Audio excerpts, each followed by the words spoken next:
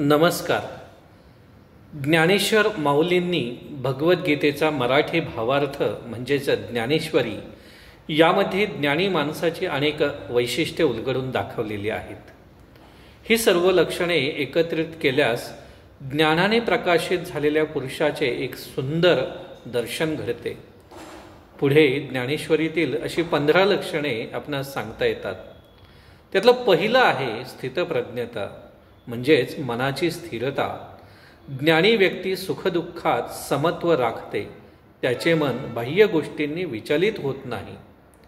दुसरं आहे इंद्रियांचे संयमन, की यामध्ये या व्यक्तींनी इंद्रियावर विजय मिळवलेला असतो.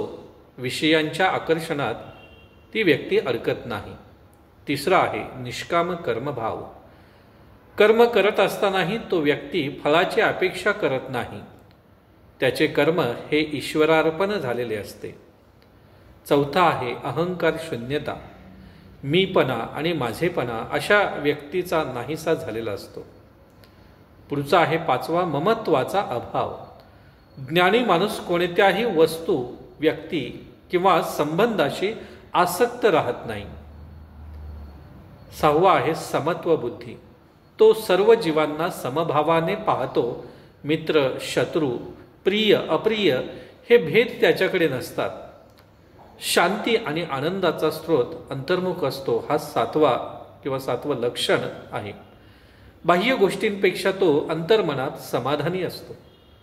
तत्वज्ञानाची प्रगल्भ समज हे 8वं लक्षण त्याचं आहे. त्याला आत्मा, शरीर, प्रकृती, परमात्मा यांचा भेद माहिती असतो. भक्तीचा भाव.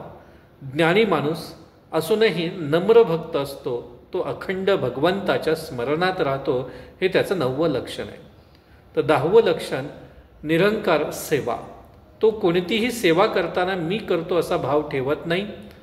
सर्व काही भगवंतासाठी तो समर्पित करीत असतो. 11वा क्षमाशीलता. ज्याने ज्ञानीपणा मिळवलेला आहे तो अत्यंत क्षमाशील असतो.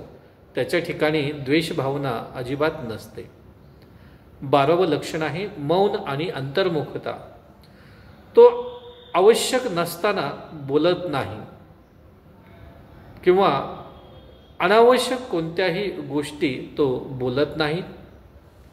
त्याचे मौन हे आत्मानुभवाचे असते. वैराग्य आणि वृत्ती हे 13वं लक्षण. विषय, व्यक्ती, भोग यापासून मन दूर असते. पण त्याचा अर्थ घर सोडणे नसून आसक्तीचा त्याग असतो. 14वं लक्षण आहे ज्ञान आणि विवेकाचा संगम. त्याच्याकडे तात्विक ज्ञान असते. तो जीवनात ते ज्ञान वापरतो. हीच त्याची खरी ज्ञानीपणाची ओळख असते.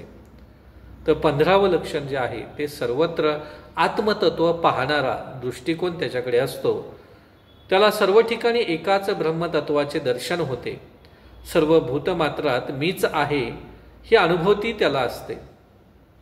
थोडक्यात ज्ञानेश्वरीत असा माणूस जीवनमुक्त म्हणजेच जगात असूनही मुक्त असतो.